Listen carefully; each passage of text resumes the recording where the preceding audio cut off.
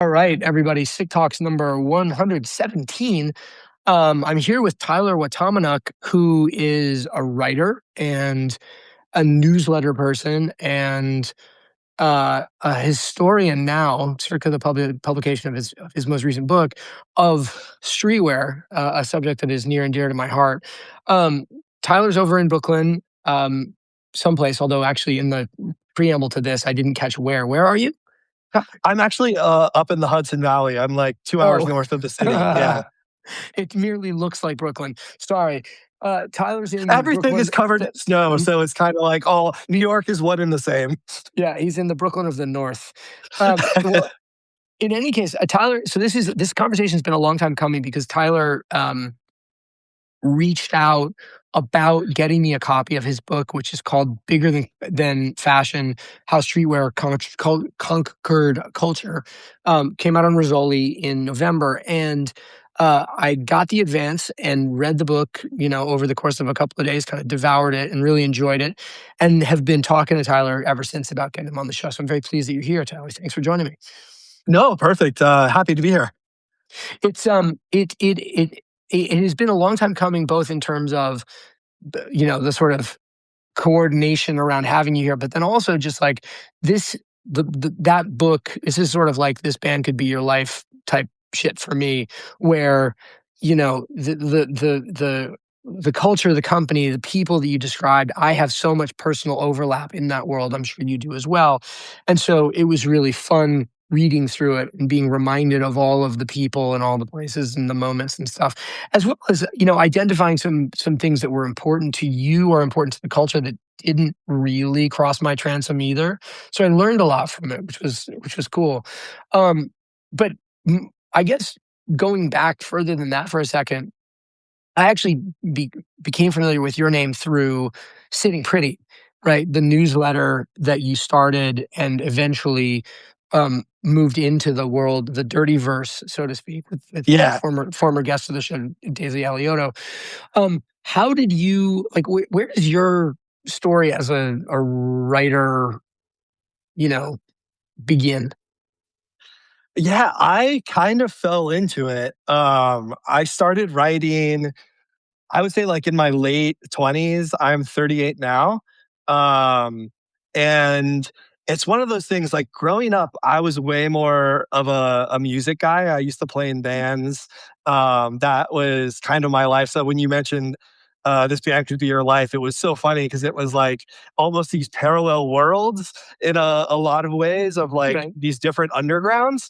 Um, and yeah, I think like a lot of folks around my age, just like in that early 2010s blog, it was easy to spin up a blog and start writing about like what you were interested in. Um, and it's funny when I think about it, and I started writing about like music and movies and television. That was kind of like my entry point to learning how to write. And then the graphic tee was like such a big part of my life kind of growing up. That was kind of my entry point to style and whatnot. So it's Sure. just like one thing led to another. I had always had an interest in like design and furniture. And as I was like kind of learning about this stuff, I was just like, well, maybe I should start writing about it. Um, and then was kind of surprised that like with Sitting Pretty of like, whoa, there's a lot of people out there who are interested in old chairs. Well, it's funny. I came back to an interview you did with Substack in 2019. I mean, you were quite early to the platform, Oh, wow, yeah. and it was interesting because not only did they highlight you as somebody who had a specific niche and a specific interest, because at that time there was nobody on Substack, and so it was like, look at all the things that we can do. We're not just about pontificating politically or about I don't know what, like live blogging our fucking diaries. Um, where did the furniture thing or the design thing start for you? I don't know. To be honest, like I think it all came from movies, right? Like I do Interesting. have a distinct memory of seeing Beginners, that Mike Mills film that came out in like 2010. And I saw it when I was living. I'm originally from Southern California. And Got it. like in the movie, there's just like all these gorgeous California furniture and houses. And it just also looked so different from like the suburb where I grew up. A lot of it was filmed in like East Los Angeles. There's a Neutra house that's in there that's like fucking gorgeous. And it was kind of like, it, never had seen anything like that before. So it was like something that piqued my interest. And then, what house was that? Was Googling that. And then like anytime I would be at a bookstore, maybe I would buy a book on architecture here or there. And then it just kind of became like this weird hobby. Didn't really think of anything to it. And then like, you get your first apartment, you're trying to furnish it. You start to kind of go down that rabbit hole. But to me, like you know, music or artists or like the stories behind the people like making that shit has always kind of been a curiosity of mine. So I think that kind of once okay, that's a cool chair, but who made it? And then like some of these people would have kind of interesting stories. Yeah. And that really kind of like took my interest to the next level. It's funny because for me, like I'm broadly interested in all of those things, in broadly interested in a lot of things, but I can trace a very specific lineage between subcultures, and then I can also, I think, reasonably assign a stopping point, right? Like I got into skateboarding, then into punk rock, then into hardcore, then into like graffiti, then into street art, then into the broader world of art, design, et cetera, et cetera. And the influence of Grand Royal Magazine or whatever. You hear about MCM and, modernist furniture and Spike Jones and Mike Mills and all these guys. But at some point it stopped for me. I was just like, okay, great. I understand what these things are, but I don't need to take that one any further. Was there a particular like creator story or artist story, or designer story that you were just like grabbed onto and said, "Oh fuck, that's like that I can see myself in that," or "That's just unbelievable. Like I have to follow this further." Honestly, I think it was more of like noticing. So I think of like there's a couple buildings that were like I would drive by. I grew up in like in Torrance, California, which is in like this cluster of cities called the South Bay. And every once in a while there would be like a weird modernist apartment building that you would drive by. And it could be in like a beach city or it could be in like Right. Hawthorne or Lawndale. And in particular, Richard Neutra was like a name that I had kind of come across, and he like designed this public high school in like Rancho Palos Verdes that hadn't been used since like the 80s.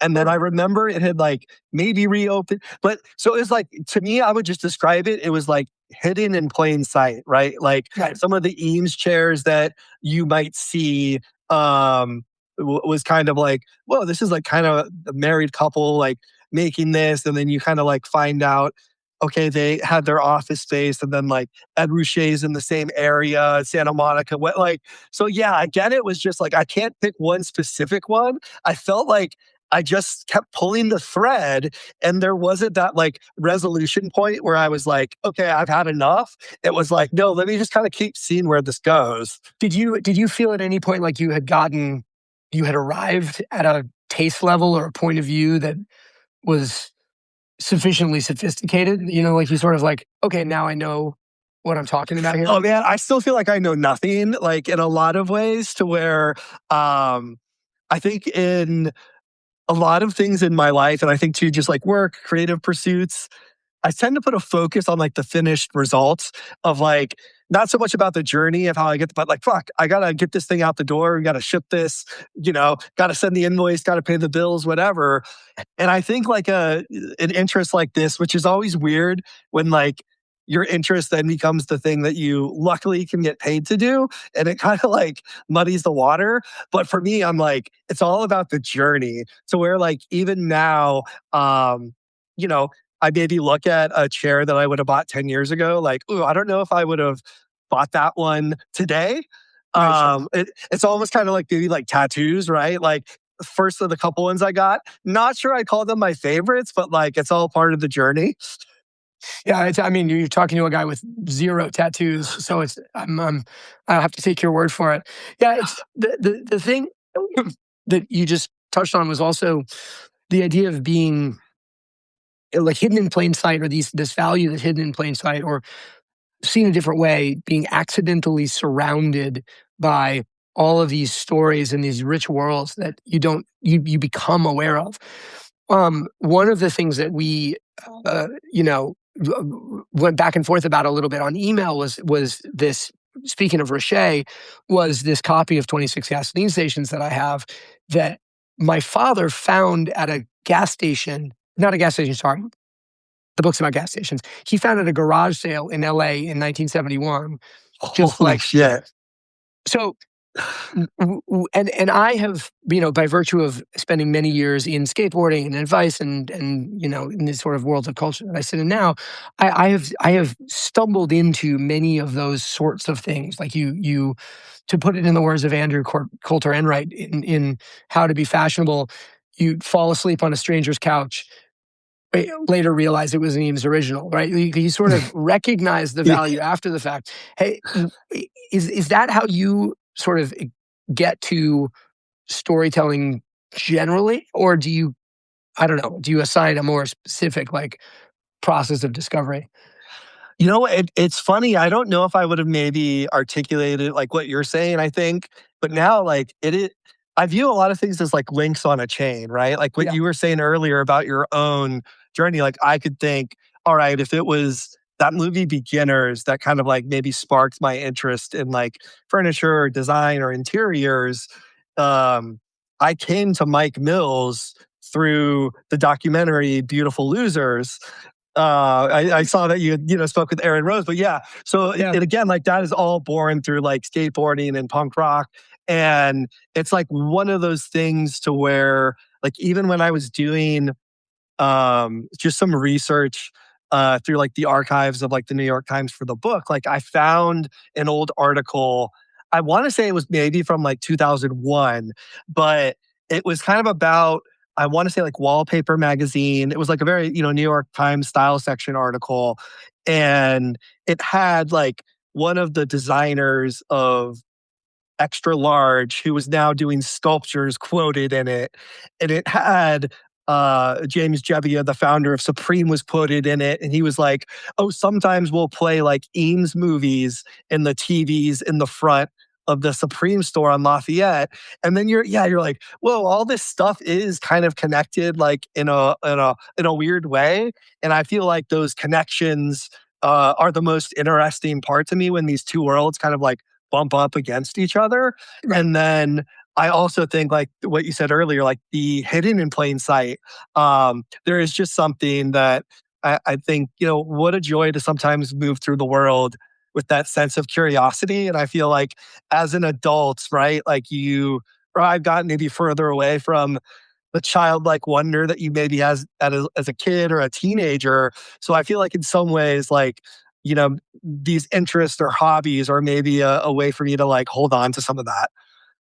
Well, so that must be an interesting dynamic to navigate then, between the job of it in terms of putting together a book, or say a piece of short form writing, or the newsletter Prune that you now do as part of the Dirty Verse, um, and your personal affinity for the thing, right? Like, I don't even know if there's a question there. It's just more like, is there a way that you think about balancing what you like personally and what is going to be important to a reader or an audience member? Or is it all just like, fuck it, I'm putting out what I like and we'll see what people think of it? I think it's more of like something will sit with me. It's almost like it gets stuck in my throat in a way to where, like I might interact with something. An example that's come to mind is like maybe like 2 or 3 years ago, I wrote a piece for Dwell on people who were painting like very kind of expensive, famous modernist chairs. What, And what does that mean? They're painting. They're literally like painting portraiture of chairs. No, no, like they're buying like the one instance, a painter in LA, Michael McGregor, bought a vintage Barcelona chair with Okay. like the white leather, and he has this like really cool style where he'll do these like little tiles. And because the way that chair works, there's kind of these little squares of leather on it. So Yep. he actually like bought, and who knows how much he paid for it. I'm sure it was a couple $1,000 and painted these squares of leather with all these, it almost looks like really cool tiles in a bathroom. Oh, So interesting. he's Okay. so he's kind of like taking this existing icon within this space of modernist design and then like adding his own touch to it or adding this sort of like artistic flair. And then like through the research, right? Like um I had purely come across a painted chair in an antique store in the main street in Hudson. And I looked up the artist and like he'd been working as a an artist full time since like the 80s. So Wow. like dig up an email, and I think his wife answered it like, "Oh my god, like what a random email to get." And he was telling me that like, "Oh, I used to be able to buy these Eames chairs in the 90s for so cheap." So like sometimes they would be kind of like fucked up or scuffed, and he would just then paint on it. I'm blanking on the artist's name, but like so just really beautiful stuff. So like it that one thing set me on this wormhole, but I like waited enough to where I had a couple example, like it felt Sure. like more worthwhile to the reader. And I feel like that's sometimes how this stuff can kind of start for me, where one thing it'll catch your eye and you just kind of like log it in your brain. Then maybe the next week, the next month, 6 months later, something else connects it, and then it's like the floodgates open. Yeah. So that actually is a really interesting pivot point. The ostensible purpose of these conversations is to act as a companion to my newsletter, SIC, that comes out on Wednesdays, which is like an aggregation of all of the things that have kind of caught my eye in my news cycle of each week. What's in never mind the articles that I sent you previously, which we can talk about, but just at the moment, like what's two clicks back in your brain, sort of like stuck there, seeming like it'll need to be, given some Yeah, expository treatment at some point. I mean, I feel like, and again, it's like some of this stuff starts on like a personal level, and then Yeah, of course. again, it builds up. Of like, for me, the thing right now that I'm kind of kicking around is I feel like I have noticed a lot more interesting types of like framing and mats that people are introducing in their homes, and I don't think I'd ever gotten something framed with like a colorful mat or anything like that because it Sure. seems like it, out of my level, right? I'm like, oh man, you got to understand like fucking color theory, all this. But I was at a secondhand store, and it's a place that I go to that has sometimes really great frames that you can buy. Like, what would cost you $300 if you went to the framer? You can find an old, slightly beat up version for $20. Right. And I found one with this like pale pink frame, and I put a photo in it. Found another one with green, but anyway, so I put those up there, and I'm like, this really adds like something to the space that I really like. And then I started to kind of see more of that in the algorithms and all that other kind of stuff. And then I'm like, part of this is we see a lot.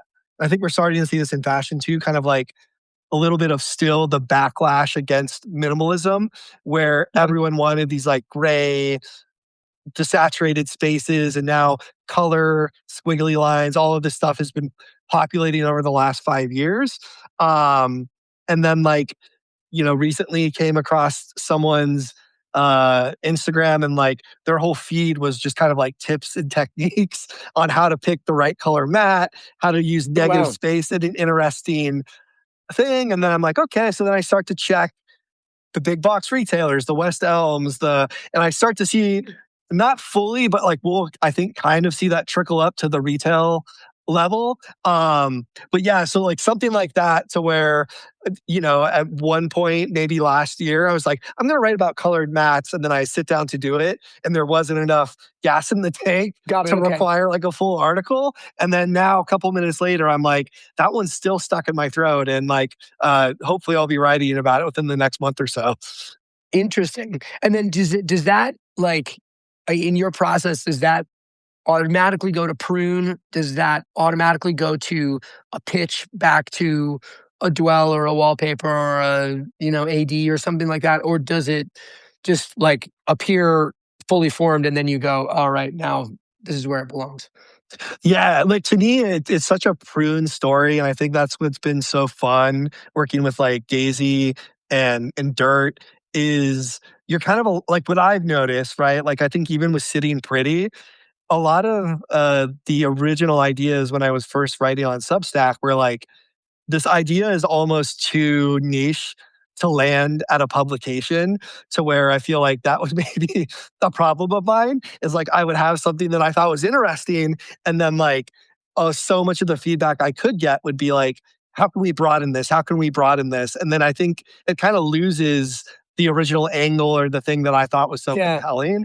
So I think that's what's been really cool about like the newsletter space is like in a lot of ways you're able to write about something when it is just kind of like this little idea that you find interesting. And if things all work out the way you would like them to work out, like you'll find that audience that's also kind of looking for more hyper specific things than they may be able to find on like a mainstream publication. Yeah. It also feels like the necessary trend in mainstream publications is to get into those niches because it's the only way to be differentiated and establish like a moat around the content in your point of view. Um, which is why I just think like one of the things that I'm fascinated about Sitting Pretty / Prune and your work generally is that when you joined Daisy and the Dirt ecosystem, the Dirtyverse, um, it was the first newsletter that I can think of where there was like an acquisition and a, a property moved under a new umbrella, and we are now seeing that with some more regular frequency, and I think we're going to start seeing it a lot more. Right, like this is where the media companies of the future are going to be built, and I think Daisy has always had that in her mind. I think everybody else is coming around to the idea. Did you get any signals from the market at all when that happened? Did people say, "Hey, that's really smart," or "Hey, actually, you blew it because you could have built your own, furniture dirty verse," or whatever the case was?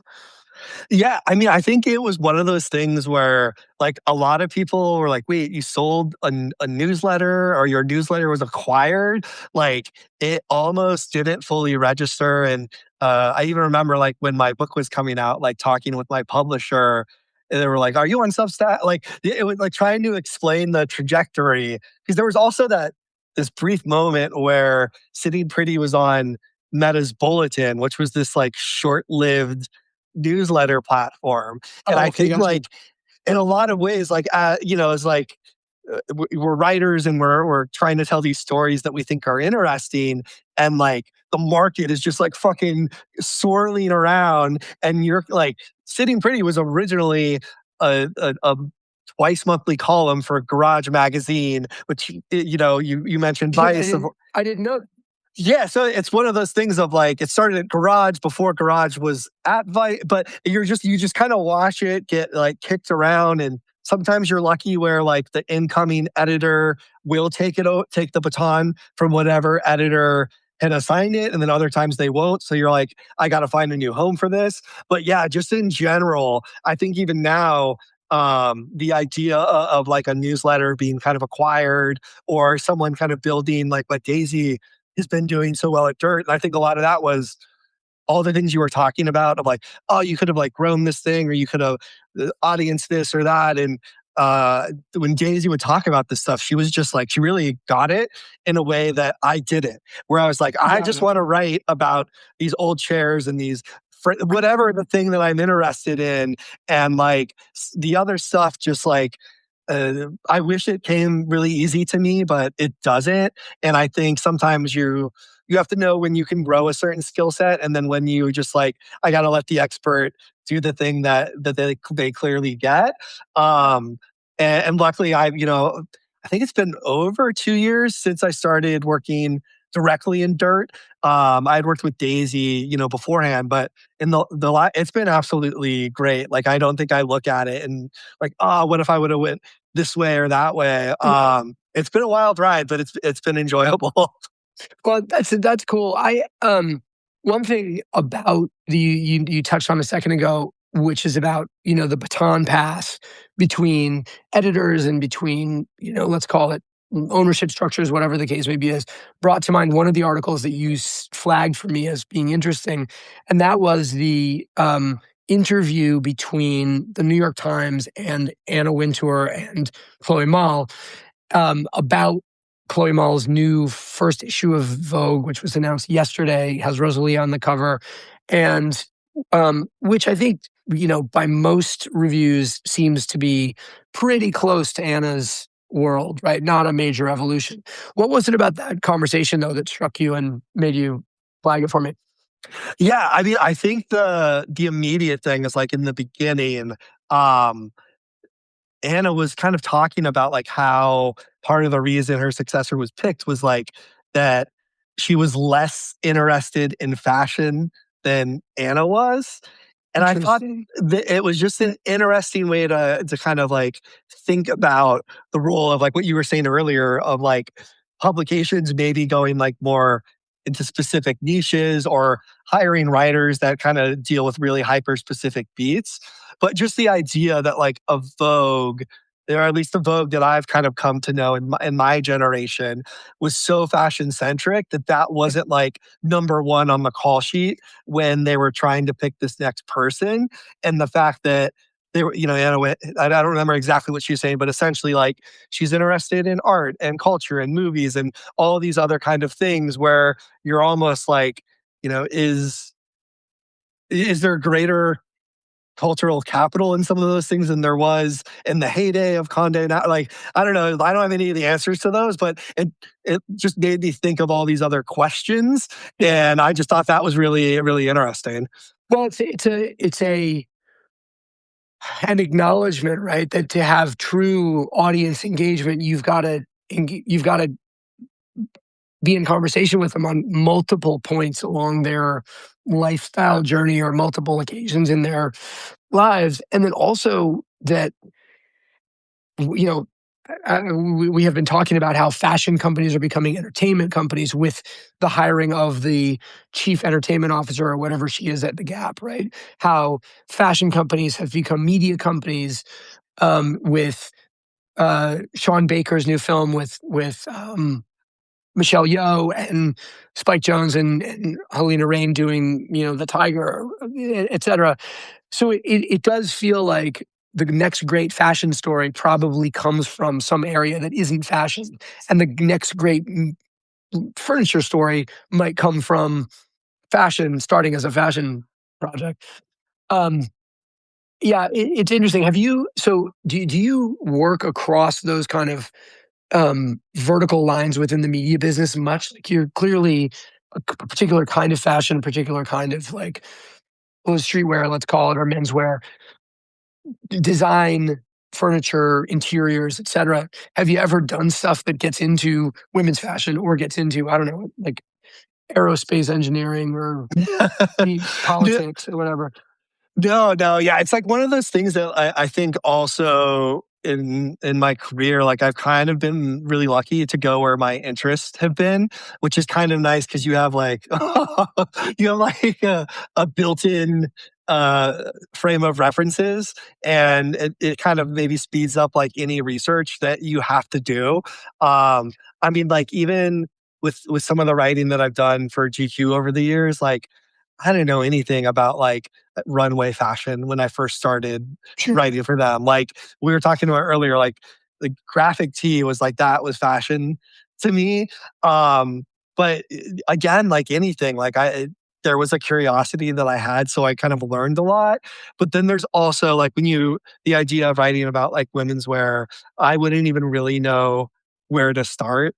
To where I think like I follow it almost like a spectator, right? Like the way a very fair weather fan might follow like a sports team, where you're like, I don't know all the day to day trades or the stats, but like every once in a while, the highlight reel will bubble up, and I'll be like I think of some of the Marc Jacobs stuff that was just shown on the runway earlier this week. Of like, I saw some of those images, and other than the fact that they just like really struck me as like, well, these are some like gorgeous colors and like really interesting silhouettes, but like I have nothing in the brain to say about that other than just like, oh wow, looks dope.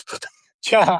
It's funny. So speaking of that, I have not looked deeply into that show, but one of the things that I saw written about it was that it very heavily referenced early Marc Jacobs' own history over the course of time, and and he apparently does that a lot, which I again was not familiar with, but it was interesting through the vector of your book, Bigger Than Fashion, about the ways in which you had to go all the way back to, let's call it roughly 1980 in Hermosa Beach, California, with Sean Stussy doing surfboard shaping. To what extent is, that kind of like archiving the past and then revisiting it something you engage with regularly? Yeah, no, I mean, I had never really done it as extensively as I did when I was working on the book. Like that was kind of crazy. And it was also just like really interesting because I think what we were, talking about at the beginning of the conversation, just like different links on the chain and stuff Yeah. like that, to where it's like, even with the example of Sean Stussy in the 80s, like I mean, his story really does start like even in the 70s with like that kind of surf culture coming out of this. At some point, I had to kind of find a starting point for the book, but like it really is like, part of me just wants to keep pulling the thread like even further. And some of the stuff where it's more closely connect when you start really going down like the legacy and the lineage of some of these things, especially like in the youth subculture space. Um, and it's like you can kind of keep pulling on it for almost as far as the archive will go. That was going to be my question. Was w- I think Sean is in that moment, and there were a bunch of details there that I was not familiar with. Like I'm older than you are, and I lived through a lot of the early Stussy tribe stuff that you described, albeit from a great distance. I was in Syracuse. I wasn't like hanging out with Paul Middleman and on Mercer Street or whatever. But the it did beg the question, all right, where did Sean get it from? Do you go back to Mickey Dora? Do you go back to Big Daddy Roth? Do you go back to, I don't know, the Beach Boys or whatever? Um, and so what was it about Sean that made you feel like, okay, this is the place to ground it Yeah, and start the I think story? this was something that like I thought about a lot, and I think the main thing that came to mind is like I had to start looking at like what's kind of the in my mind relevant to contemporary times. What's kind of the first like capital B brand that was kind of born from these different swirling subcultures. And I think the way that Stussy was kind of like branded as, albeit like kind of, an accidental fashion brand, but it really, this was different than like, let's say, you know, the mods and the rockers and how they were dressing, earlier than Sean forming Stussy. I was trying to think of like, okay, what's a brand that was like fully born out of this kind of like a surfboard shaper who started making clothes? And honestly, it was like something to where I even had almost like a prelude that kind of touched on all the different kind of styles of youth subcultures. And then it was almost just like, that's a whole other book. I talk about like pulling on the thread. So it's like, there's also, a part of me and had some great help from my editor, Yadon, where it was like, this is where we're starting from and like start to write, downhill from there. One of the other articles that you flagged this week, or not, it wasn't even really an article, it's a Dropbox folder, but it's about how Maison Margiela has opened up their archives. And Margiela has always been really interesting in that from the beginning, they have like denoted collections and items and seasons and all of this sort of stuff in a very categorical fashion. But the idea of opening up the archive entirely to everybody is a really interesting impulse. What was it that struck you about that news or action or the folder itself. Yeah, I think in general, just kind of seeing the idea of like the data dump. I think of like I think of like when Drake did that whole hard drive thing during it was a 2 year, but it was also just Oh, the yeah, shit, idea I of the forgot about that. Yeah. yeah, like the data dump. And then part of it was also I was curious to get your opinion too, because I just think in general, I think like if we look at red carpet style and like kind of celebrity style, like the importance of like pulling an archival piece and putting it out there on the celebrity seems like it really generates a lot of chatter. So when you sent that link over, I hadn't caught that news, but I was like, it just made me think of like uh same way we're maybe seeing like more niche storytelling becoming seen as valuable or worthwhile. Like I don't know, have you, in your sense of this, as plugged in as you are, do you feel like we're seeing like archival reporting, archival imagery? I think of like the mood board circuit on Instagram. It feels like it's becoming more and more prominent within kind of contemporary creative culture. Well, the other thing too, or the other dynamic is the idea that these images are literally rare, right? Because and I talked to Nikki Eigel from from Library 180 a couple of weeks ago about this, but like the idea that pre really 2012, there is no guarantee that an image that was made and was proliferated at that time is still available today, right? It might be, there's a decent chance, but it also might not be.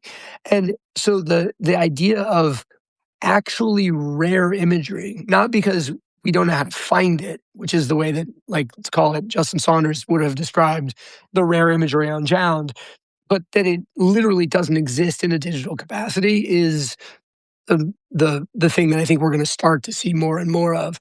Um, I I I don't know. I mean, I'm biased, of course, because I'm also old enough to remember many, many, many of those images and happen to know where they live and where they can come from, so I feel like a bit of an expert just by accident. Um, but I do think it's a fascinating thing. It's like when every new generation of people or new entrant into a market wants to be able to say, I got this and you don't have it. And the only way to do that in a totally flat media ecosystem is to borrow things is to paywall or to borrow things that, you know, only you have access to. So to that end, the Margiela move is kind of in opposition to the trend. And that was what struck me about it. Yeah, no, because I you bring up a really interesting point of just about like new generations discovering it. Because I think that's also, when you are looking through archival stuff, there is ways where, like to your point, you've seen some of this imagery, but like I haven't, and I'm sure, I'll probably click through it later today, and it's like one of those things where a new person seeing it, it might just like unlock something or like just might blow their mind in a way that I think there's a lot of value. I think to looking to the past for inspiration is a thing that like has happened for so long, and like when you look at it like data, right? Like the bigger data set a generation has to work with, like hopefully more expansive that creative output is going to be. So like I kind of view it as like a positive in my mind. Well, I mean, I view it as a positive too, but it brings up the tension that flagged in another story. And I apologize to everybody about my voice. I don't know what the fuck's going on. Anyway, the which was the story about how more AI or AI leads actually to less productivity and more work than saving work. Right. This is a story in the Harvard Business Review, February. Um, what was it about that one? I think it was like the first headline I saw that was kind of like in the sense of like you see the negative headlines about the environmental impact and like all that kind of stuff, but to one that was basically like if you use it, it still might actually make your office job harder and like more grueling. And I think for me, I've been working as a freelance writer for like the last 5 or 6 years full time, and it's been really cool. But before that, like I worked office jobs, I worked at agencies, and I think like a lot of freelancers, sometimes I have those slow months where I'm like, I got to update my resume. fire that out there. And so I've had some conversations with folks just about like how do you actually use AI in like an office workflow, and just the feeling that like fuck, I would have to learn this new tool. All and all that, it just sounded so like daunting to me. So then when you sent that over and it was like, oh, like maybe this actually isn't going to be a thing we all have to learn. And like if your way of doing things is more efficient than the machine, then like the bosses and the corporate overlords will let you play and work as you see fit. But yeah, I just think in general, it was such a like out of left field headline that I hadn't seen before that I was just like, oh, like I'm clicking on that and I'm reading that. It's interesting because I describe myself all the time as an AI bear, meaning that I believe that AI is totally transformative, but I also believe it's like electricity. Its tendency will be to fade into the background and to be a thing that just simply supercharges efficiency and our ability to do things without our real active participation. Um, and to the part of that is driven by these conversations, right? Like when I started recording conversations this way through Riverside, which supplies an automatic transcript, the transcriptions that I would get back are incredible time savers, but they're also full of problems. Like they cannot get a proper noun right, like cannot. And so I end up having to go back and correcting all of the proper nouns. And at some point I found myself going like, if I hadn't recorded it this way, I never would have thought to transcribe it. And so I wouldn't have to do this job. Like AI gave me a job that by virtue of saving me time. And so it makes total logical sense to me that that would be the case. But I have to say, I don't think you should worry about it being there being like a hurdle you have to get over in terms of Yeah. participating in the world in the future. I think to me, it's like the more it becomes prevalent, the more it will recede into the background and just work, which is No, you bring up a hopefully good what we're point. starting to see now. Because I think too of like in my mind, like I would think, okay, like the use cases might be like scope of work contracts and stuff like that, where it's like in a lot of places I work, there's like this template that everyone's gonna work from, right? And Right. then you're swapping out like all these like just some of the stuff, it was so kind of mindless that you would be doing it and you'd be like, I think a machine could do this probably. Exactly. But then it's like to your point, it's almost like if that thing kind of like doesn't get it right the first time, it's almost like more time consuming to then have to go through things with a microscope and fix it than where to your point where sometimes like I've definitely experimented with an AI transcript before and you do that thing where I'm like, would it have just been quicker if I just listened to this at 2x speed, typed to the quotes that I thought I would want to use in my piece versus like, here's the transcript of it, and you're kind of like, it's easier for me to understand listening at 2x speed than it is for me to read through this automated, messy transcript. So I think like That's it is interesting. really funny. Yeah. Yeah, you sounds like you're a much better and faster typist than I am. Transcription at that level is just like it's hell for me. But yeah, look, I think the way we use these tools will ultimately define you know the value we get from them, which is not news to anybody.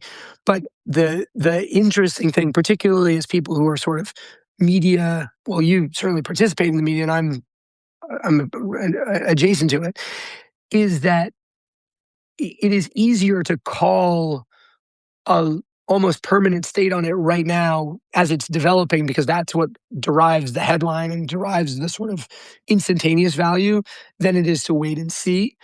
And I wonder, as you think about, as an observer of sort of long-term trend or whatever the case is, like how long does a thing have to persist before you can regard it as true, right? Or how many Yeah. instances does it have to exhibit before it's valid? Yeah, it's because I think a lot of when I like when we're talking about like, do I have to learn this new thing? Is it going to stick around for as long as it's worthwhile, right? And I think my mind kind of goes to, right, like software and platforms and, on the same topic of like updating a resume where you've kind of been like working in a different industry for a while. I'm like, half of the programs that I used to know, if it was like, ad task or a base kit, like they've all been acquired and smashed together with this other thing. And it's like they exist in one form or another. And you're like, well, fuck, if in a job posting, it's like, you need to know this thing. In my mind, I would sometimes be like, I don't know how to do that. And then I would Google it and it'd be like, it's had its name changed 5 times. And I used to be familiar with the but I think with something like AI that's so like I guess like the way I have always kind of viewed it is like the things that you don't really kind of want to do. And when we're talking about like maybe some more of the admin work or stuff like that, like I never found it all that time consuming in the way that like, yeah, okay, you're right. Technically, AI could do that task in 30 seconds and it would take me 20 minutes to 30 minutes to do it. And like, I think at some point, I'm okay with that thing taking 30 minutes. I don't need it to take less than that. I think it's that like the boss that want is going to really be pushing for that kind of stuff. But yeah, like Right. in my mind, I'm kind of hoping that like, I can be close enough to the, we can collectively be close enough to the speed of the machines to where like eventually, that tool's not going to be fucking worth it. Yeah, And well, so it will never be one it will never be anywhere near one to one in terms of actual speed of the machines, but if you take the aggregate amount of time, effort, value, displacement that the machine process requires versus the same ratio of human output, it probably starts to come closer into equilibrium. yeah, and it seems like so many, at least from what I can tell, of like the bigger corporations and businesses are like really all in on this. And I was listening to a podcast with this comedian, Chris Gethard, and he was kind of like talking about the idea of like, DIY ethos in this current state of, in his case, trying to make it as a comedian. But he was talking about like the advent of Instagram, and it used to be this direct tool that you could get your information to your audience just like that. And then like it becomes, okay, we're going to show it. We're going to turn the fire hose down a little bit. We'll show it to 50% of the people. If you want to unlock that extra 50%, you're going to have to pay.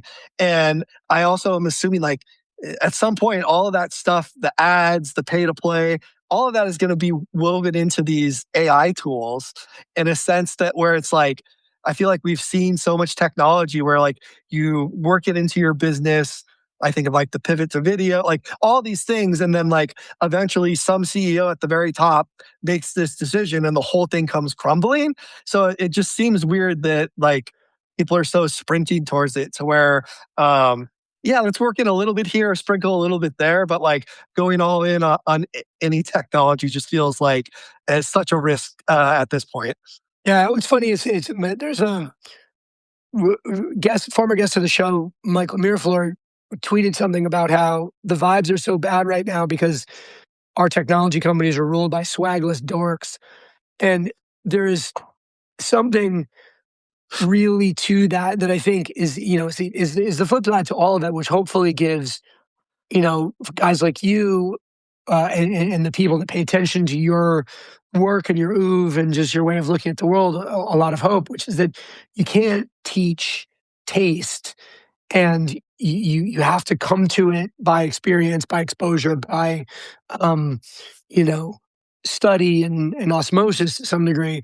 And so the real way to improve all of these situations is to apply a little bit of humanity and a lot of taste, because otherwise it's just machines for more and not much else. Yeah, and that, I mean that's such a great point because like when you were saying that, it just again made me when you were talking about your own kind of trajectory and personal journey where like, oh man, like going out and like living your life and following your curiosities, like that's the thing that helps you develop your kind of tastes and your interests. And it's like, I mean, as good as the technology gets, like I don't think it's ever going to operate on that frequency. And I also think it's again the like unexpected pivots of like, what I was saying earlier of like watching that Beautiful Losers documentary and learning about the work of this graphic designer, filmmaker, then watching one of his movies, and then being this whole interest in furniture, which leads to me writing the newsletter. Like all of that stuff where I'm like, I don't know where AI would fit into that, but like, I don't think it would get me from point A to point B and to where I am, whatever point I'm at now in the same way. Yeah, no, it's true. God, my voice is terrible today. Um, one thing before we go, so as we talked about earlier, published Bigger Than Fashion, How Streetwear Conquered Culture. In terms of writing that book, you must have been thinking a lot about the book industry. And so the one final story I want to draw your attention to, or that you flagged to me, was a story about the disappearance of paperbacks. It's a New York Times story saying, goodbye to the mass market paperback, so long to the book you can fit in your pocket. Did you gravitate to that one because you are a writer of books, because you're a reader of supermarket paperbacks, because you have a lot of jeans with back pockets? Like, Well, what's the...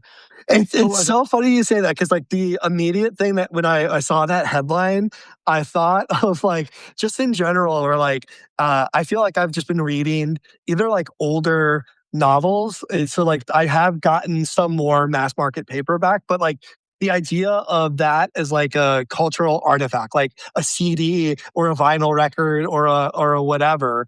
The fact that like we would kind of be losing that. And I also just thought in the sense of there's this series of crime novels that I like called A Man Named Doll. By the Amazing.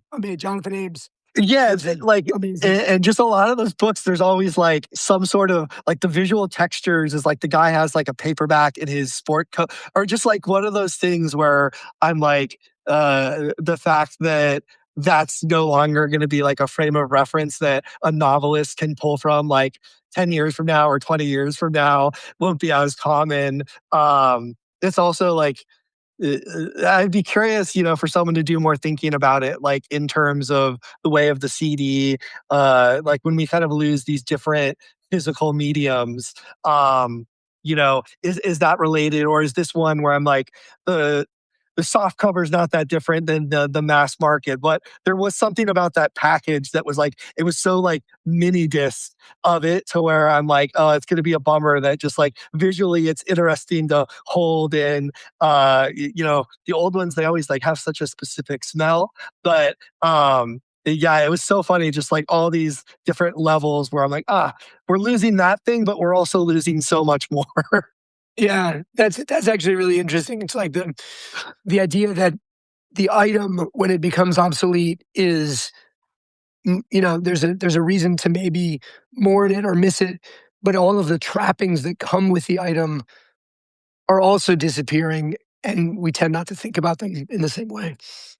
Yeah, and I think too, like, it makes sense, right? When you're like, I'm assuming the big part of that was like you could, like you said, you could throw it in your jeans, read it wherever you're going, and now we have like kind of our phones, and but I don't know, out in the world, I still see tons of people reading books to where you're like, you think the portability would still have value in the market, but apparently not. I mean, I think the other vector, my brother, who I saw over the weekend, reminded me of this. He lives in a town called Nevada City, California, and their library does book sales once a month. And he's like, "Oh, you got to go! It's unbelievable. The paperbacks they have there are great." I didn't end up getting to make it, but what it reminded me of is the incredible volume of these things that are out there now and the durability of the format. So even if there are fewer new ones in the supermarket, if you want to go search those things out, they're there. Yeah, no, that's a great way to look at They it. have that specific smell, as you said. Yeah. All right. Well, Tyler, we got to wrap it up here, but thank you very much for joining me on Sick Talks, and everybody, thank you for tuning in. So obviously, Bigger Than Fashion, How Streetwear Conquered Culture, I finally said it correctly, is out on Rizzoli now. As Simon I and said, Schuster. oh, it's at Rizzoli. Excuse me. It's on Simon Schuster, and it is a really fun read, and one that even as somebody who is very close to the subject matter, I found a lot of new information in it. So I really enjoyed it. Where else can people find you? Yeah, subscribe to Prune via the Dirtyverse, dirt.fyi. That's a fun one to write. You'll see my byline, hopefully continuing at GQ, and Tyler Watamanuk, .com. Well, all right. So everybody, apologies again for my voice, but thank you again to Tyler No, Watamanuk. thank you, Ben. This was so much fun. So glad we Yeah, finally got to no, do it. me too. And we will be back next week with another episode. In the meantime, have a great one all. Bye. Be well.